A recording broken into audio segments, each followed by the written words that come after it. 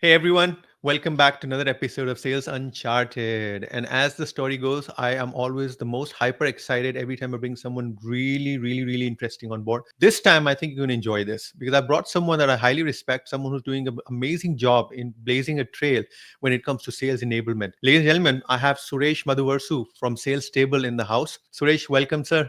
How are you? Absolutely. Very good. First of all, Deepak, I'll tell you, I don't know how much of energy that you have. I'm always impressed, and you are always motivating me to have that high energy, by the way. Thank you for that. And again, I'm Suresh Madhuvarsu, co-founder and CEO of SalesTable. I'm really excited to be here with you today, Deepak. Thank you very much, Suresh.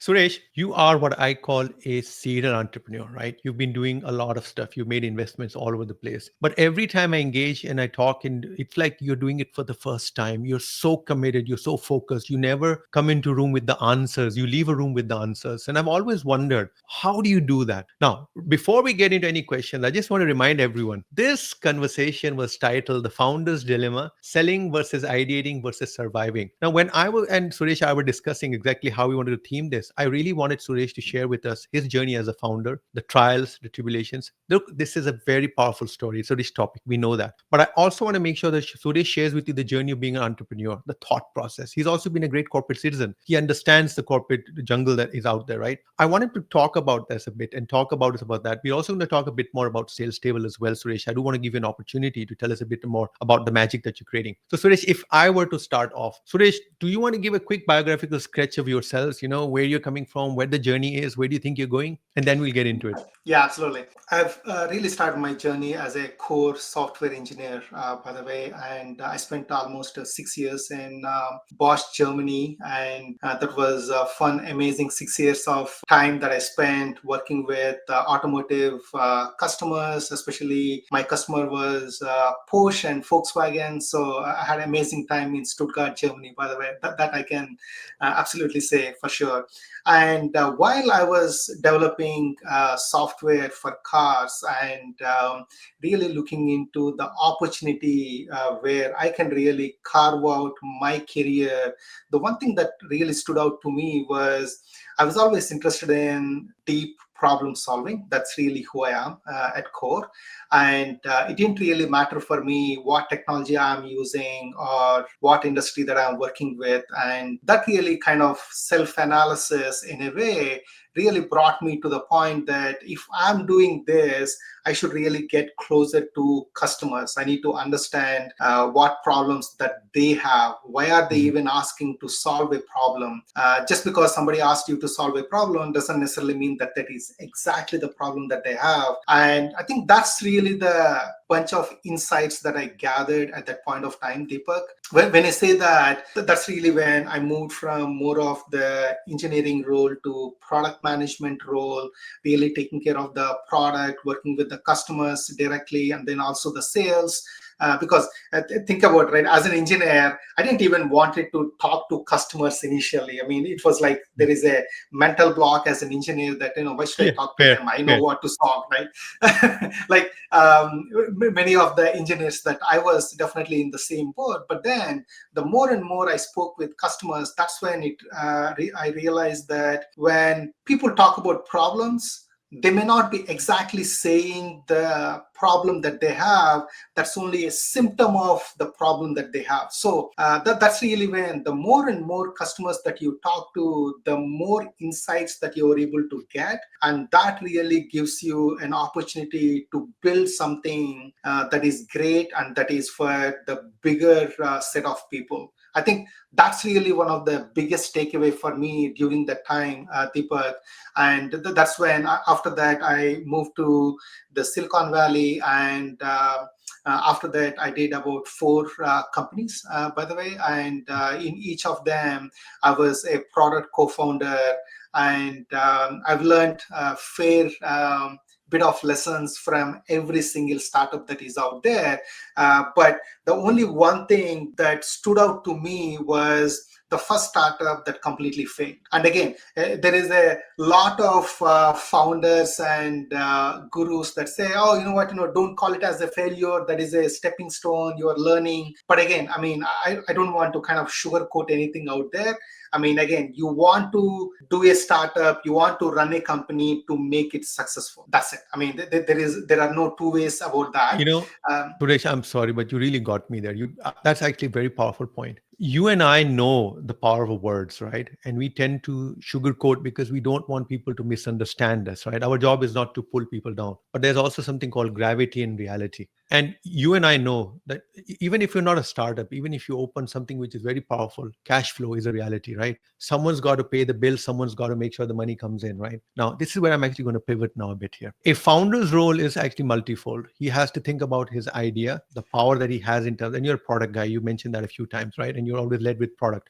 And I really want to talk about the pain element you raised because I think that's extremely critical, right? Pain is what you mean, what I think is you're solving a problem for someone. If I go back to you being a founder and I focus on that for a bit here, when we were discussing titles, as I mentioned, selling versus ideating versus surviving, they're three different words, right? And I think that you call upon energies, but how would you say and what resonates more strongly with you? And how do you balance these three things, right? When you're getting pulled in three directions, then how do you bring it back to what is critical at that point? What tips can you give to the listeners who are typically B2B sellers who are really curious to understand what thought process you can share with them that they can apply in the sales game? Yeah, absolutely. So if I take a step back to answer your question, I think Mhm. we all come from our own biases.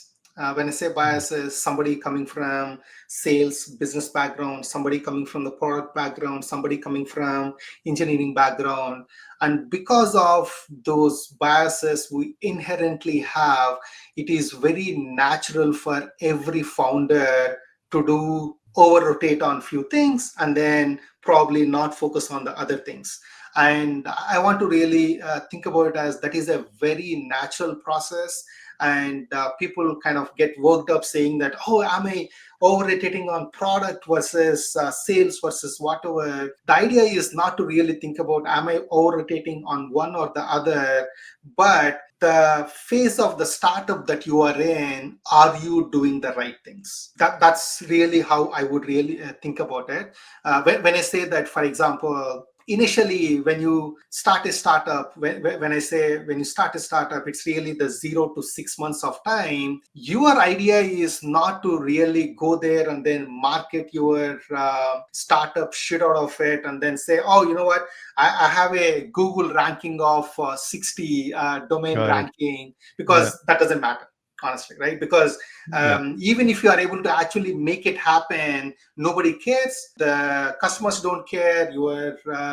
You don't care, and it just doesn't matter. But whereas during that time, all that you need to focus on is talk to your potential customers as much as possible, get the insights as much as possible, not having the bias of saying, hey, this is the problem that I want to solve, and do you have that problem? Because a lot of founders, what we do, I mean, I did that myself, by the way, Deepak, is I come to you and then ask, Deepak, do we have the sales enablement problem, right? And Yeah. then you'll be like, yeah, I mean, I have some people, I need to work on it. Then I'm like, you know what, I have a great tool, by the way.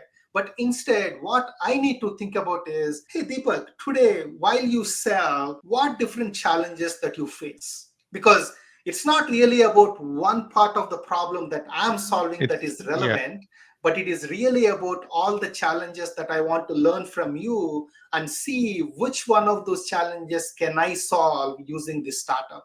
So again, coming back to your question, Deepak, that's really where I would say I think we all get kind of really pulled over in many directions for sure. But the idea really is based on the stage of the startup that you are in, you absolutely have to prioritize your time, whether you are working 16, 17, 18 hours a day. It's really about what am I doing, and is that the right thing that I have to do at this point of time? I really like that response because it actually made me realize one thing. I think the argument you're making is that rather than giving a prescription that says 33%, 33%, 33%, what you're saying is it depends on where you are at a particular time and a place. Depending on that situational situation, you now adapt your style. You dial up certain things, you dial down certain things. And yes, product ideation requires more emphasis at a specific point. Maybe when you're raising funding and making presentations, you need to now start talking about the marketing and the sales element to it. I think that resonates quite a lot with me. Now, the reality though is that every founder struggles with this no matter whatever the stage is, right? So if you were to go back and think about that, if I were to force you for an answer and say to you, if you were to redo things, would you look at the selling effort differently? Would there be one idea that you would say a founder should actually look at selling from this perspective and do it at this stage, or not do it at this stage, or something like that, that could make it more relevant from a sales point of view? Yeah, absolutely. So from the first startup that I talked about, where we raised almost $1.5 million, and then we had to shut it down after 2 years. When I look back, I think it is a super classic case of engineering founder trying to do sales.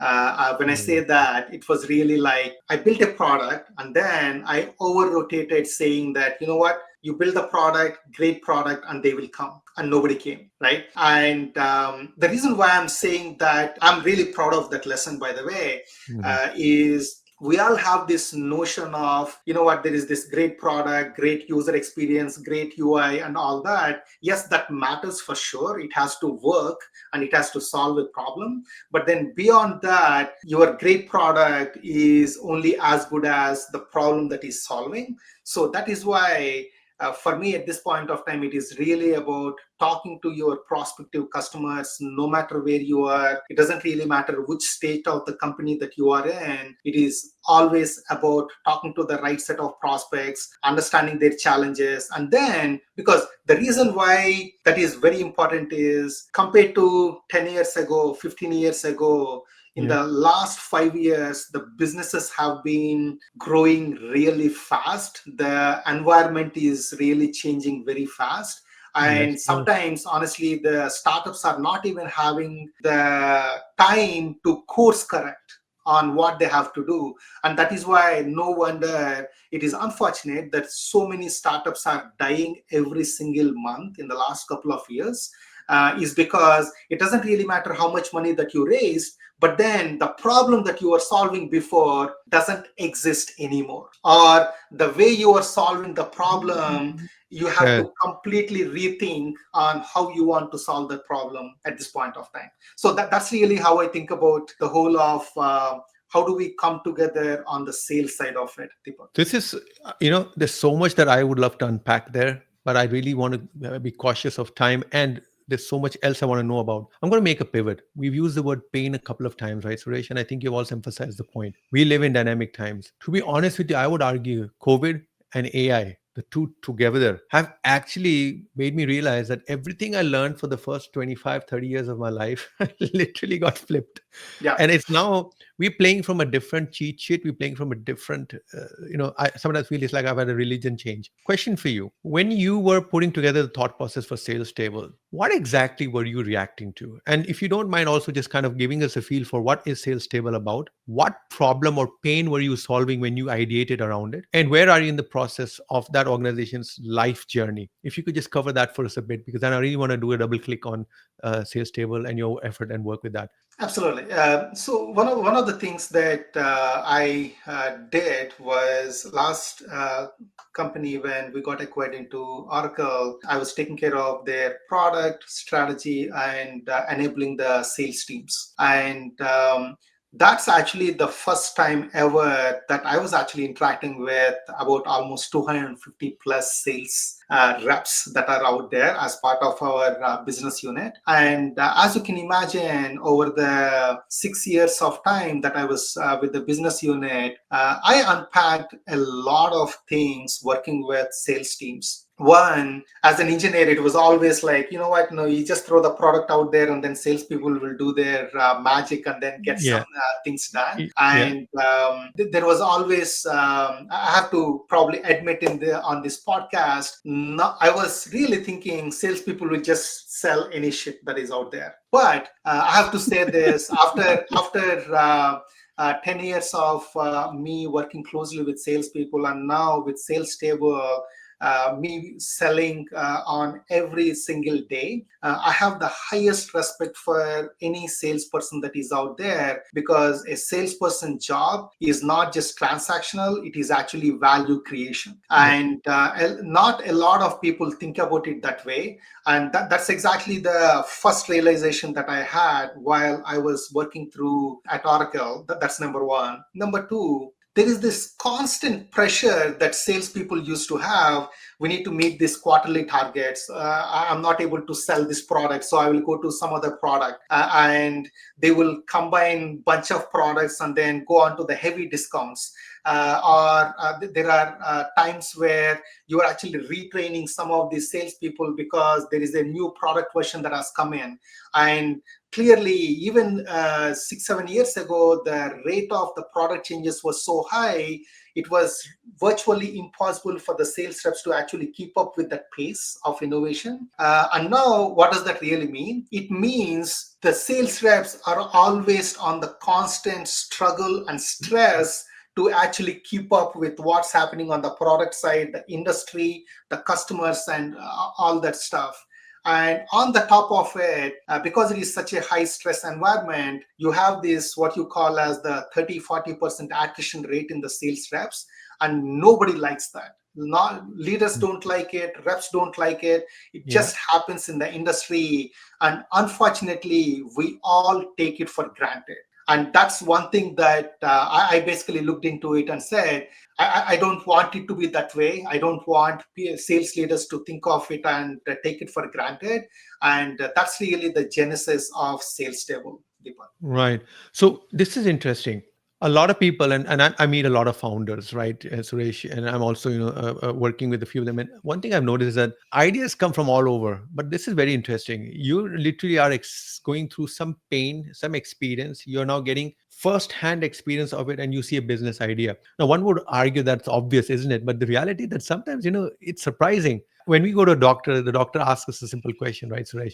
How long have you had this pain for? And you'll be surprised to know that 50% of the time we usually say, oh, a couple of weeks. This is interesting, Yeah. isn't it? If you're in so much pain, why would you? And that's exactly what happens with us. We run complex organizations, we have pain, we become so used to the pain that you sometimes need an outsider, Suresh, like yourself, who sees something and says, why do you guys do it this way though? And then you take an idea and you build out of it. Cool.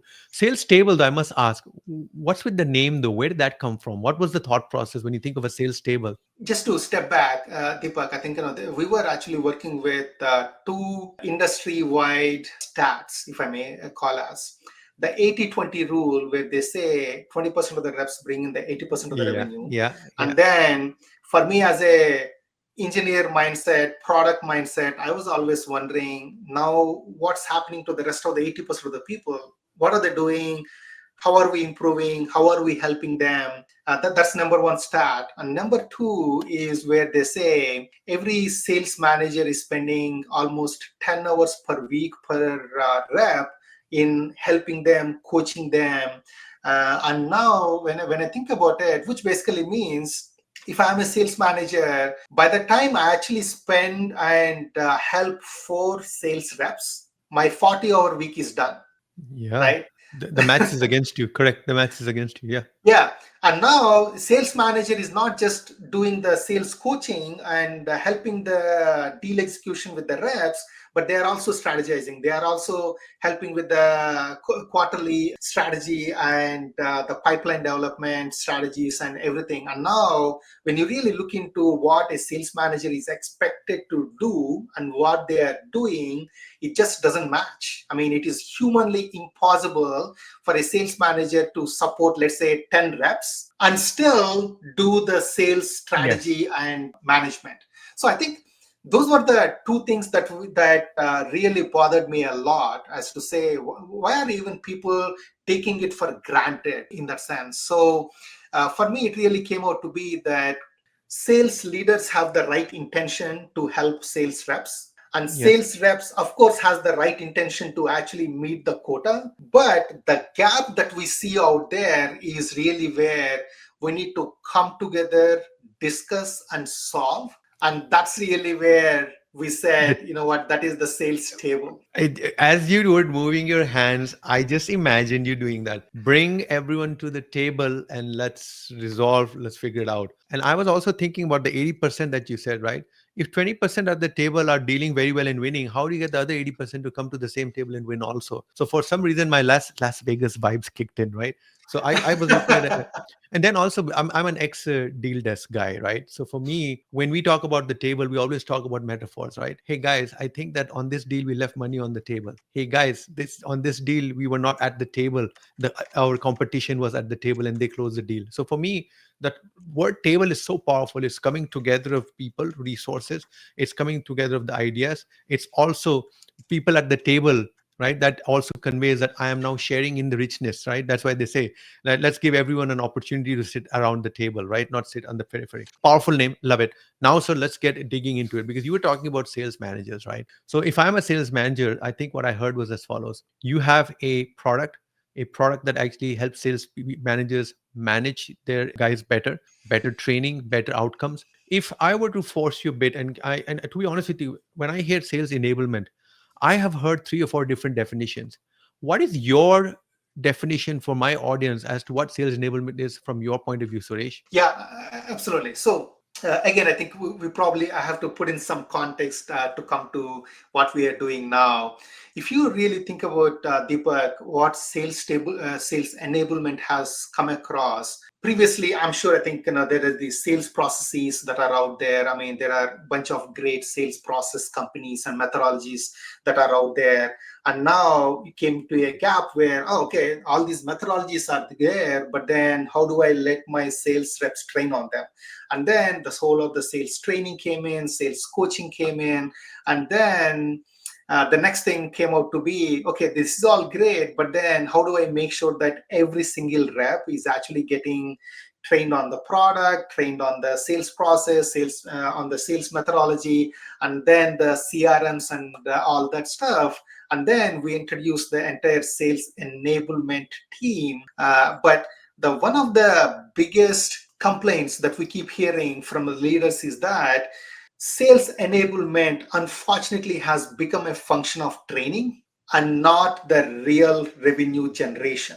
And Mm. again, I don't want to get into the argument of Of whether definition. that is Yeah. the right thing or the wrong thing Yeah. in a Yeah. way, Yeah. but the net what happened was to say we need something that enables every single sales rep on how they are executing their deals. We need to help them on a daily basis on how do I send this email? What is the best email What response is for this one? And what are the next steps for this particular deal? Can I know a little more about the pharma company that I'm actually going and working with?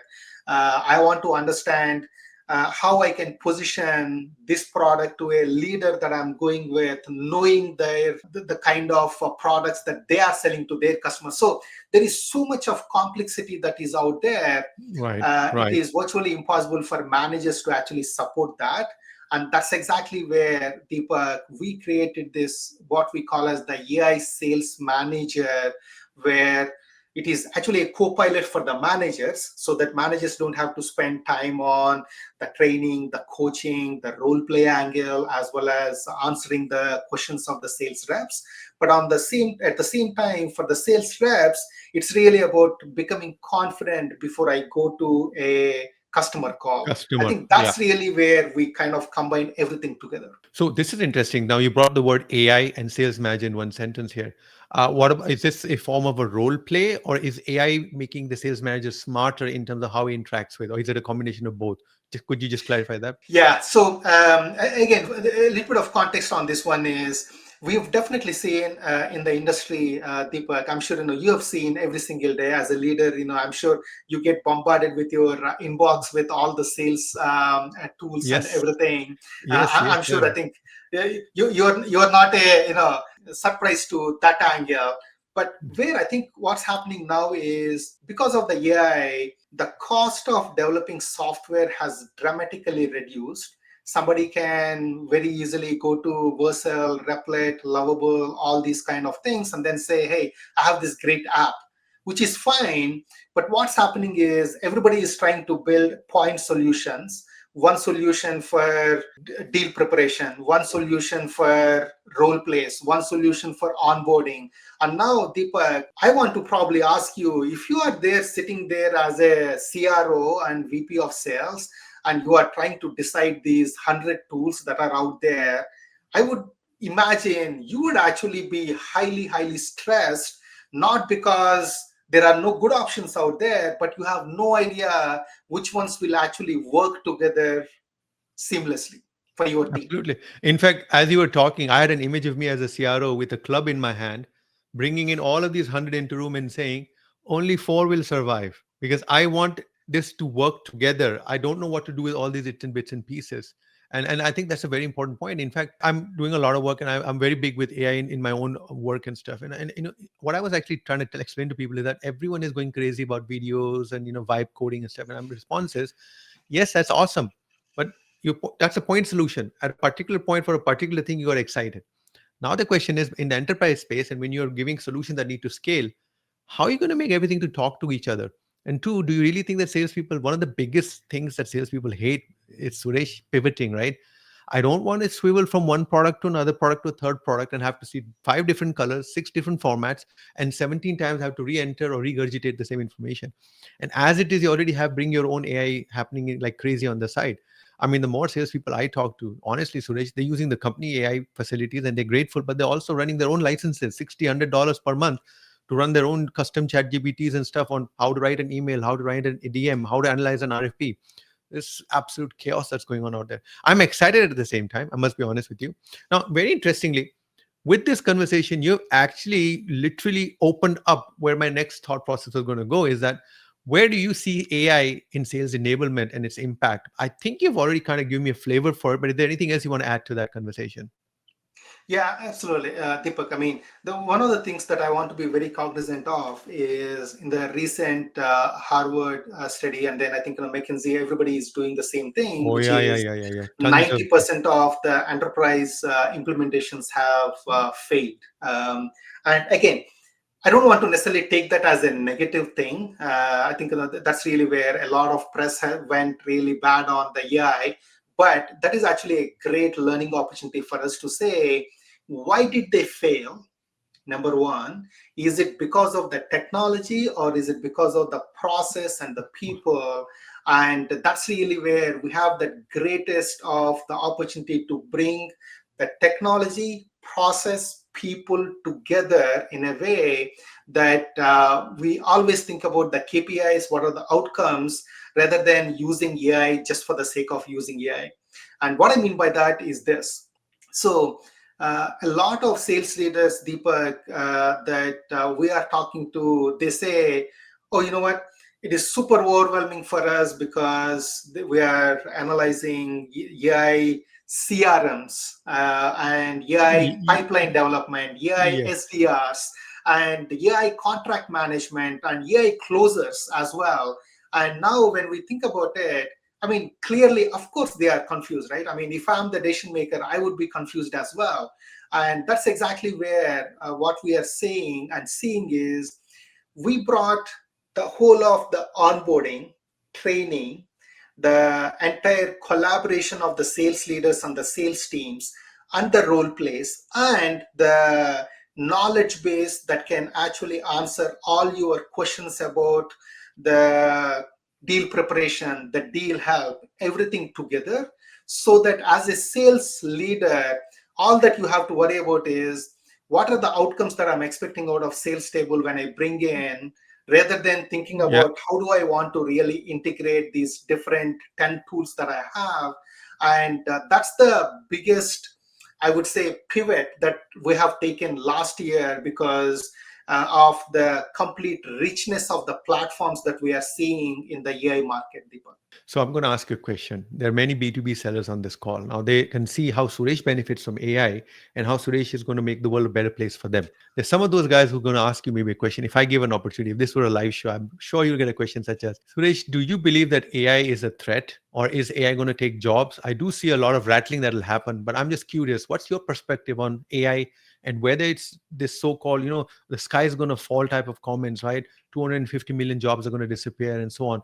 What's your reaction to that? I mean, what does that make you feel as a entrepreneur, as a founder, as well as someone who's got this very powerful product that's actually helping salespeople get better at what they do while releasing time back to sales managers? Yeah. So the way I really think about it, Deepak, is in every single department that we see out there, there will absolutely be changes and challenges Yeah. because of the AI. I think Yeah. that's something that I want to be very cautious about.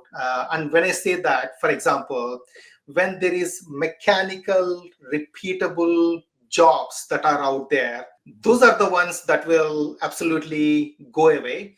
And with the risk of getting some criticism, I will say this. For example, when we think about the data science jobs previously, we Yes. actually, data science jobs are one of the highest paying jobs in the industry that is out there, six-figure jobs. And then people doing a lot of analysis on the spreadsheets and the databases, bringing the data and everything. And now, when you really think about it, the job that was supposed to take a couple of months for a senior data scientist is now probably done by ChatGPT, the likes of the Claude Yeah. and everything within an hour or 1 day at the max.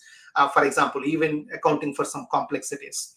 That's one. But the places where I would say there will still be a lot of leeway would be, think about customer success. And when I think about the customer success, a lot of folks who are doing the customer success, they are directly interacting with the customers. They are learning from the customers on what Yes. is working for them, what is not working for them.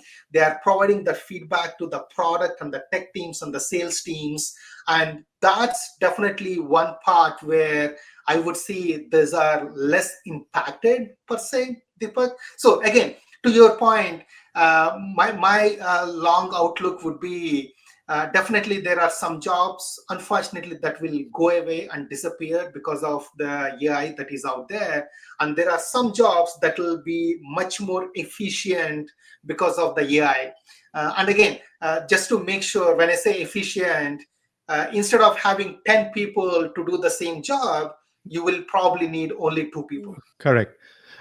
And Suresh, as you were speaking, I also realized, and the job will change because the way that we are today acting and behaving, or the way we do selling, will change dramatically, right? I just look at sales enablement. There used to be this era whereby a physical presence of an individual in a room with slides to teach you to sales was supposed to be de facto, right? If you remember the brochures of all the sales training companies, you would always have an image of a man or a woman standing in front of an audience talking. And now when you look at those same brochures, you actually see the image of most likely an artificial, AI persona or an avatar, just talking out from a screen. To me, this is a shift. And I think those salespeople who are impacted are most likely going to be salespeople impacted by other salespeople who are using AI to their advantage. That, I think, is the biggest threat that I would position. And you actually made a very powerful point very early when you spoke about the 80-20 principle, right? If those 20% of the people that already had certain behavioral traits which were smart are now latching onto AI the way that they should be based on those characteristics that put them in the top 20%, your ratio is going to end up being most likely 10% delivering 90% of the results. And you can have a huge shift. Because someone even challenged me, someone once said to me, Suresh, oh, no, what if 50% deliver 100% of the result? I said, yes. The problem is, how big is the 50% now? Maybe it Yeah, used to be absolutely. 10. Now you can get the same job done with 5 people. So either ways you cut it, Suresh, I think you've got a very valuable point. Is now, can we put a mathematical number to it? I'm not sure, but we'll see how it plays out. Now, Suresh, I would like to start wrapping up. And I would like to just make sure that the audience knows where they can find you, where they can reach out to you, what's your best locations. Give me an idea on that. And sales table website and stuff like that. This is the moment where I get sad because I have to say goodbye, but this is why I'm struggling with this segment a bit. No, Deepak, I mean, I'll say this. You are one of the natural conversationalists that I ever known, Deepak. That is for sure. And thank you for bringing Please me tell on that to my this. wife because she tells me that, God, you're going to die because of your mouth. You talk too much or you eat too much. End of story. That's a separate topic for sure. That's a separate topic. You're right. You're right. um, yeah. So From my point of view, these days, I'm actually spending a lot of good time. Of course, sales table is my high priority, and then I also work with a lot of founders, advising them and investing into the startups as well. And from that angle, I am really big into LinkedIn. LinkedIn is one of the most powerful tool I've ever found as a professional person that is out there. And some people use it a lot, some people not, but I would definitely say if you are not using the LinkedIn the way it is supposed to be, please do start using LinkedIn to the extent that I'll tell you a small story. By the way, there are bunch of friends, Deepak, who actually are on LinkedIn. They keep posting. They won't probably get too many likes, for example, but unfortunately, we all look for that likes, right? I mean, how many likes did you get on the It's post? the But dopamine then, hit. yeah, the dopamine hit. But then I think what they actually shared me was really very important for me to understand. It seems when it was the time for them to find the next job, next role in their careers, when they actually reached out to people, they actually said, hey, you know what, Deepak, I saw that you are actually a sales leader. I keep seeing your post. I really appreciate your posts. And now the reason why I'm saying that is it is not just about the likings on your posts, but a lot of people are observing without liking your posts or commenting on your posts. Correct. That's And important. that is one way for you to actually think about building your credibility and trust. Again, if somebody is using ChatGPT, we all know that they are using the ChatGPT content. But then, as long as you are authentic and you are really coming with very strong viewpoints and ideas, I think that's what everybody loves. So that's one definitely takeaway I Yeah. would definitely encourage a lot of founders for sure. But from my point of view, definitely reach out to me on LinkedIn is one area, and on anything related to sales and sales enablement and what problems we are trying to solve in the sales space. I'm really happy to chat at Suresh at SalesTable.ai is really my email. But other than that, I mean, I really respect a lot of what Deepak puts out there on LinkedIn as well. So I'm sure we keep commenting on everything that is out there. Well, So that's really a like great I've place. it's a great place because Suresh, you're also putting in a lot of effort in ideation. At the end of the day, there's one thing that's very taxing for everyone, right? There's a lot of noise. Sometimes you need certain people to break through the noise to make sense of that noise, right? A lot of buyers actually go into panic mode because when they hear all this noise, they don't know where to start. So sometimes being present and being a sanitizing voice or a voice of sanity, I think that's right English, can be very powerful. And I think that's where, and I like the point you made, Suresh, about lurkers. And I agree with you. Everyone is fascinated with that 3 or 5% that'll bite. But there's another 95% that are so quiet. They may come 2 years from now, but they'll come one day. And I think this is what we need to do, that patience that one needs to have. Now, you and I would agree this is not a LinkedIn lecture, nor do I want to sell LinkedIn and position LinkedIn. I want to position Sales Table. Ladies and gentlemen, Suresh is at Suresh at salestable.ai. Salestable.ai is the website. Have a look at it. Please follow Suresh. I will drop his LinkedIn details when I do the posting with this video and other information about him. Suresh, I want to thank you very much, sir. Really great conversation. I always like to bring people that bring in a different vibe, right? And I think the experience with Oracle, finding that pain point and sharing that journey with a lot of people on this call can actually give people some understanding. And I really like your point that you made about failure, right? We shouldn't sugarcoat it. And I think no one starts a business with intent to fail, nor should we Yeah, then use that failure as a way to justify that failure, right? We need to dig in deep and understand why did we fail. And look at you, you had a choice. You could have said I have failed and therefore go back and cover yourself in a sheet and cry. You came back with a vengeance, and here we are talking about that vengeance, right? And sometimes that's what matters, right? Coming back, the knock, you fall, you come back again. So sir Suresh, thank you very much for sharing the time with us. I am going to call it quits now, sir. We've just crossed the 41 minutes mark, and I think this is the zone where people will say, I'm going to turn into a pumpkin. Please let me go home. Suresh, take thank care, you so boss. much, Deepak. Really Absolutely. appreciate that. My pleasure having you. Take care, boss.